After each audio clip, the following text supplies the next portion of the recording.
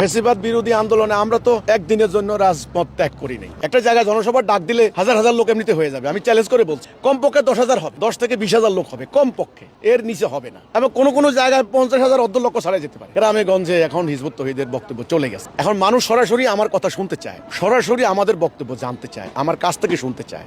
ফ্যাসিবাদ বিরোধী আন্দোলনে আমরা তো একদিনের জন্য রাজপথ ত্যাগ করি নাই। আমরা ইস্যু ভিত্তিক কোনো আন্দোলন করি না। আমরা বলেছি না, আমরা যাইয়া হঠাৎ করে আপনার শাহবাগ অবরোধ করবো, হঠাৎ করে যমুনা ঘেরাও দিব, হঠাৎ করে এই দল ওই দলের উপর আক্রমণ করবো না, আমরা এগুলি করি নাই। আমরা বলেছি সিস্টেম ব্যবস্থা, রাসূলুল্লাহ ব্যবস্থা পরিবর্তন করেছেন, দিন চলমান ব্যবস্থা, আল্লাহ দিন কায়েম হলে এগুলি সব এমনিতে দূর হয়ে যাবে। তাহলে এখন আমি হাসিনাকে তাড়ালাম, আগামী দিন আরেকটা ফেসিস্ট হবে, তখন আবার আন্দোলন করবো, আবার আন্দোলন করতে হবে, আবার বিশ্ববিদ্যালয় অবরোধ করতে হবে। দেখবেন এইভাবে আমি 90-তে করছি না, এরশাদ বিরোধী আন্দোলন করছি না, আমি নিজে করছি। তো কি হলো, তখন আমি কলেজে পড়ি, বলা হলো গণতন্ত্র আসবে, মানবাধিকার আসবে, বাক স্বাধীনতা আসবে, স্যার এরশাদ বাক স্বাধীনতা নিয়ে গেছে, তারপরে তো আবার হলো 24-এ আবার হলো। তো ভাই ব্যাপারটা ওঠেন না, ব্যাপারটা হলো মানে চলমান মানুষের তৈরি ব্যবস্থা বাদ দিতে হবে, আল্লাহ দেওয়া দিন কায়েম করতে হবে। হিজবুত তৌহিদের বক্তব্য জনগণের কাছে আমরা পৌঁছাইতে পারি নাই ধর্ম ব্যবসায়ীদের ষড়যন্ত্রের কারণে। এখন আলহামদুলিল্লাহ সোশ্যাল মিডিয়ার মাধ্যমে নানান ভাবে আমাদের সংগ্রামের ফলে গ্রামে গঞ্জে এখন হিজবুত তৌহিদের বক্তব্য চলে গেছে। এখন মানুষ সরাসরি আমার কথা শুনতে চায়, সরাসরি আমাদের বক্তব্য জানতে চায়, আমার কাছ থেকে শুনতে চায়,